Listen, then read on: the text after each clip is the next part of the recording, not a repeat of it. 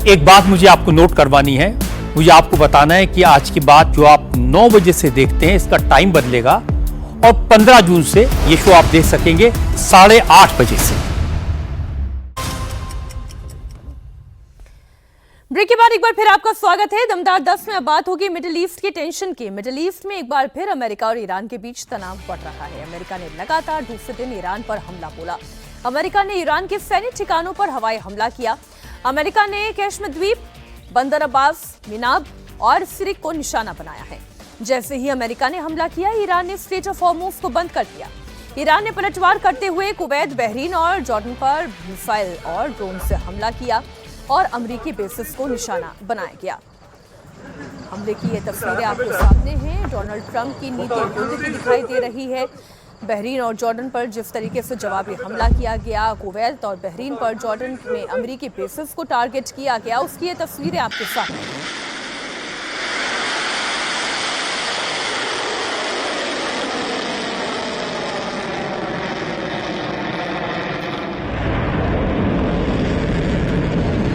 Iran ने straight of Hormuz बंद किया हुआ है। इधर हमला फिर से एक्सीलरेट होता हुआ दिखाई दे रहा है। युद्ध का राउंड 2 शुरू हो गया है। देखिए, ये मतलब अंतिम समझौता होने से पहले की स्थितियां हैं ये। उसके पहले कुछ लड़ाइयां और होंगी और इस लड़ाई का इस्तेमाल ट्रंप प्रेशर बनाने के लिए कर रहे हैं ईरान के ऊपर। हालांकि वो ईरान इसके प्रेशर में आ नहीं रहा है। ऐसा लग रहा है कि इसकी प्लानिंग उन्होंने पहले से कर रखी थी कि एक राउंड और लड़ाई होगी अमेरिका ईरान के साथ, तभी बातचीत होगी। क्योंकि जो हेलीकॉप्टर, अपाचे हेलीकॉप्टर गिरा है होर्मुज की खाड़ी के पास, ईरान अभी नहीं कह रहा है कि हमने गिराया है। नहीं तो ईरान तो आगे बढ़ के क्लेम कर रहा था। जो MQ-1 ड्रोन मिसाइल गिराया उसका तो उसने आगे बढ़ के क्लेम किया कि हमने गिराया है। अपाचे हेलीकॉप्टर गिराने का क्लेम ईरान नहीं कर रहा है। और पहली बार ट्रंप ने भी ये कहा कि हम लोग जांच करा रहे हैं कि हेलीकॉप्टर कैसे गिरा है। लेकिन फिर अचानक उन्होंने कहा कि ईरान ने हेलीकॉप्टर गिराया और हम अटैक करते हैं, हमला करते हैं। और ये इतना कोऑर्डिनेटेड अटैक है कि उसी समय इजराइल ने लेबनान और सीरिया पर अटैक शुरू किया और इधर अमेरिका ने आपके ईरान के कई ठिकानों पर हमले कर शुरू कर दिए।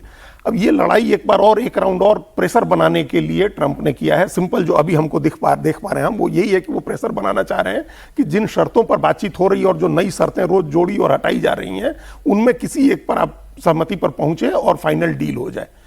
वो वादा कर चुके हैं अपने इलाके में लोगों को, अपने क्षेत्र में लोगों को, अपनी रैलियों में कि हम जून के एंड तक समझौता कर रहे हैं। तो जून के एंड तक समझौते पर पहुंचने के पहले ये अंतिम प्रेशर की कोशिश हो रही है ईरान के ऊपर। तो सवाल ये है कि क्या तेल का संकट यहां से बढ़ता हुआ दिखाई दे रहा है या यहां से कुछ कम होता हुआ दिखाई दे रहा है? क्योंकि अगर आप कह रहे हैं, जैसा जी कह रहे हैं कि जून के अंत तक तो डील करनी ही करनी है, अब बस ये है कि शक्ति प्रदर्शन का ये दौर है कि किसकी शक्ति ज्यादा है तो वो डील अपने हिसाब से नेगोशिएट कर ले जाएगा। नहीं, देखिए, अमेरिका के अपने जो इंटरनल पॉलिटिक्स है, जो ट्रंप का मागा बेस है, वो ऑलरेडी अब धीरे धीरे कह रहे हैं कि वो इमोशनली वीक हो रहा है। वैसी स्थिति में ट्रंप कहीं ना कहीं से फटीग्ड है कि इस लड़ाई से, इस झंझट से जो इजराइल के साथ कोऑर्डिनेटेड था, इससे बाहर निकलो। ईरान इस चीज को भांप चुका है। ईरान की स्थिति यह है कि उनके पास खोने को बहुत कुछ बचा नहीं है, लेकिन उसके पास वल्नरेबल पॉइंट्स है कि खाड़ी देशों में जो भी, बहरीन हो, कुवैत हो, UAE हो, जितने भी हो, वहां पे वो अटैक करके अमेरिका पे वो प्रेशर बना रहा है। हॉर्मुज वाली उसके पास लेवरेज है ही है। वैसी स्थिति में क्या है कि एक तो है कि जून तक डील हो भी जाए तो तेल के संकट से उबरने में कम से कम 1 साल आपको लगेंगे, क्योंकि जो तेल उत्पादन की फैसिलिटीज थी वो बर्बाद हो चुकी हैं, इतनी जल्दी रिस्टोर नहीं होंगी। दूसरा ये है कि जो डील ब्रेकर है, डील ब्रेकर क्या है? कुछ नॉन नेगोशिएबल है कि ईरान कभी भी इस बात पे एग्री नहीं करेगा कि एनरिच्ड यूरेनियम आप उसको कहें कि उसको खत्म कर दे या वो अमेरिका को दे दे, इस बात पे वो एग्री नहीं करेगा। और दूसरा क्या है, ये ईरान हमेशा इस बात को मानेगा कि भाई इजराइल के जो हमले हैं, जो उसके अलाई हिजबुल्ला है लेबनान में, बाकी सीरिया है और भी जगह, वहां पे भी हमले बंद हो, जिस पे इजराइल कभी नहीं मानेगा। वैसी स्थिति में ये जो डील ब्रेकर है, इसका वे आउट क्या है? इसमें ट्रंप और खमैनी जैसे टेम्परामेंट के लोग हैं, उनसे रेशनैलिटी की उम्मीद जो है थोड़ी सी एक लॉन्ग शॉट जैसी है।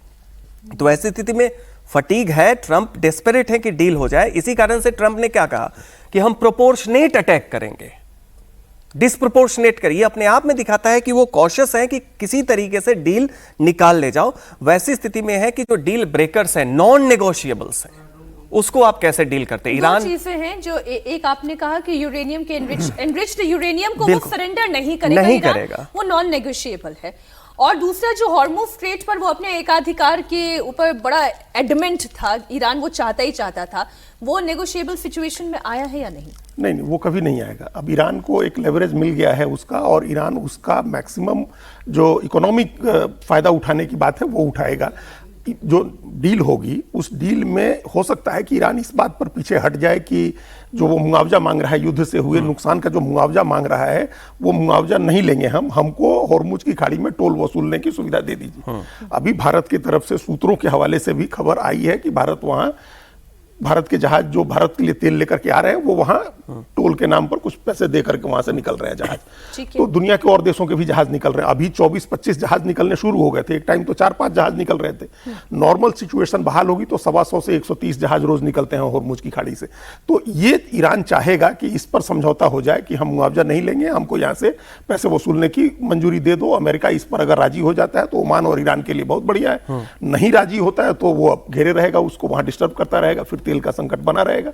इनरिच्ड यूरेनियम देने पर अगर ईरान नहीं राजी होता है और ये कहता है कि इंटरनेशनल एटॉमिक एनर्जी एजेंसी को बैठाइए और ये देखिए हम ये कमिट करते हैं कि हम शांतिपूर्ण इस्तेमाल के लिए हम इस यूरेनियम का इस्तेमाल करेंगे, और उस पर सहमति कोई बन जाती है तो इधर इस मामले में, मुआवजे वाले मामले में वो पीछे हटेगा। मतलब एक पर पीछे हटना। अपॉन IAEA को आप इन्वॉल्व करते हो या नहीं करते, और ईरान उस पर राजी होता है या नहीं। इधर दूसरे फ्रंट पर इजराइल एक्टिव है।